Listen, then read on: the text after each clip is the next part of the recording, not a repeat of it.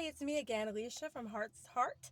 And I started this video this morning, but I decided to go ahead and redo it because number one, I didn't have a voice at all this morning. And number two, it was dark and I was driving and I just felt like it was kind of all over the place. So I thought I would do it again. So I'm just doing my thoughts on what I've recently heard about the Brian Koberger case. So if you're not familiar with the Brian Koberger case, it is one of the top cases right now in true crime. It is the trial of the man who is accused of murdering the Idaho 4 students in their sleep. And now the newest thing I've heard is that he's trying to get out of being held accountable for the death penalty because supposedly he now has a brand new, at 30 years old, autism diagnosis.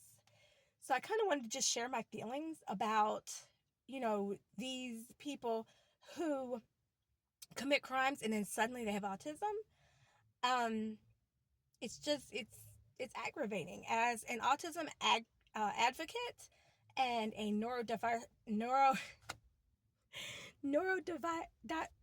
I can't talk today. A neurodiverse affirming person. I have a lot of issues with it. The number one issue that I do have is that they're saying that he has this autism diagnosis now after he has already seen doctors and psychiatrists and things through the years for other things, from what I've heard. And now suddenly we have autism, but we didn't, when we were seeing these professionals before. And so I know that autism does go undiagnosed sometimes in people until adulthood. I myself consider myself as autistic, but do not have a diagnosis at all. And I'm 42 years old. But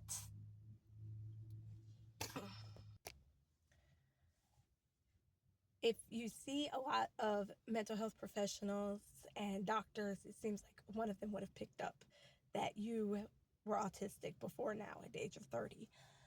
Another thing is it seems that he's getting this diagnosis and using this as a reason not to have the death penalty because of basically saying when you're autistic, you don't know that you're committing a wrongdoing. And that's absolutely not true. And it's nowhere in the DSM manual for diagnosing autism. It's not a common symptom of autism to do things and not know you're doing wrong, especially when you're of average intelligence. So your susceptibility to doing wrong things and understanding whether or not it's actually a wrong thing would have more to do with your intellectual ability with autism than your actual autism. And so this means that we know Brian Koberger is an average or high average ability, intellectual ability, which means that even if he does have autism, he knows right from wrong. I work with children with autism who have average or above average intelligence. I myself am someone with autism with an above average intelligence. My son has average intelligence. So, I kind of have an idea of whether or not they can gauge right and wrong. And I would say probably over the 20 years I've been a teacher as well, working with children, 90% of the children I've worked with that had autism knew right from wrong. I was able to teach them right from wrong rules. I had them at 3-4 years old in the past. So that's not an excuse. I don't know right from wrong just because I have autism. It doesn't go with it. Like, that's not one of the criteria. Oh, if you don't know right from wrong, yeah, you might have autism. No, it's not even in there. It's not even part of the criteria. Lack of empathy is not part of the criteria. They said something about his weird stare. Not part of the criteria. Nowhere in the DSM manual does it say, have a weird stare. That means you have autism. No. If he has a weird stare, it's because he has a weird stare. And usually, from what I've heard, that was more like psychopath. So, but they're not allowed to use the word psychopath either in this trial. So basically, some of the reasons that they want to use the autism diagnosis aren't even valid.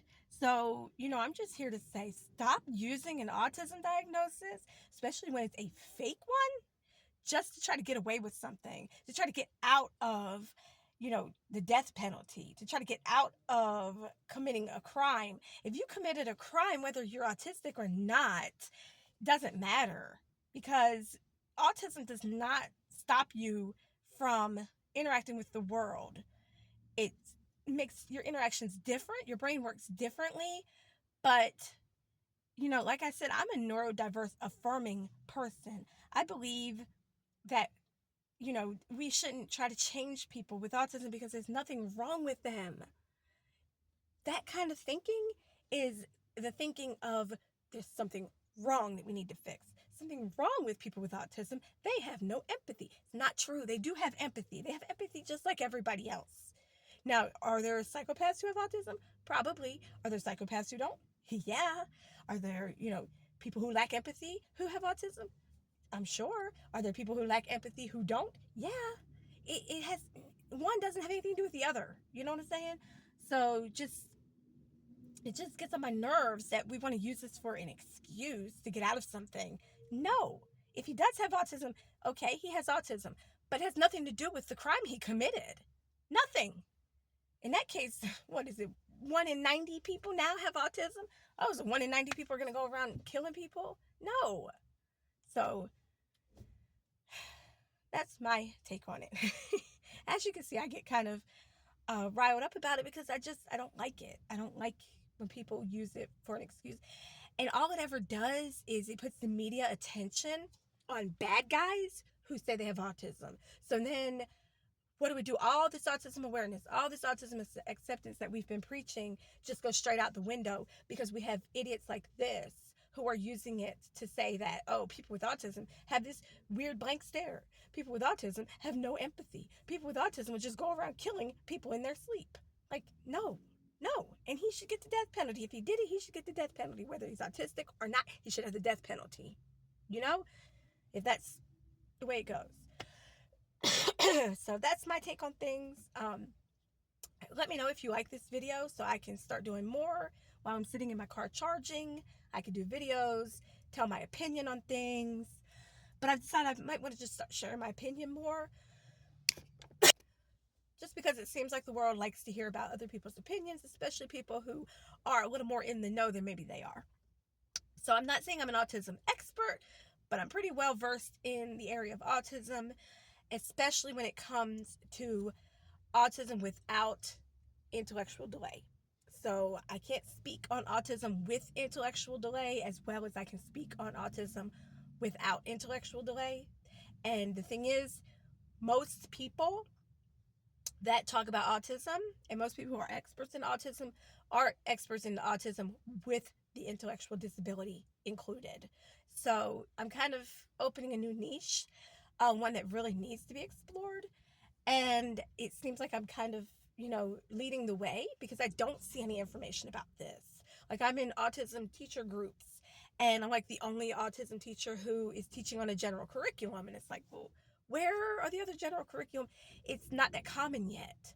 And so I want to lead the way. So let me know if there's any more topics that you want me to talk about. Let me know if you like this, if you thought it was stupid. Let me know what you think. And I will continue to share if people want to hear about it. I'm not in here for the views and the subscriptions and all that mess. I'm just here to raise awareness and to get other people to understand what autism really is, not what we keep hearing. Because things like this case are the things that people are hearing. This is what America is thinking that autism is, and it's not. And we need to get out of that mindset that autism is something that's, bad. It's not. It's different. Different is not bad. So I will see you guys next time. Stay tuned. And like I said, let me know what you think. Let me know what you want me to talk about. Let me know whatever. And I will try to come up with some more topics. I'll see you later.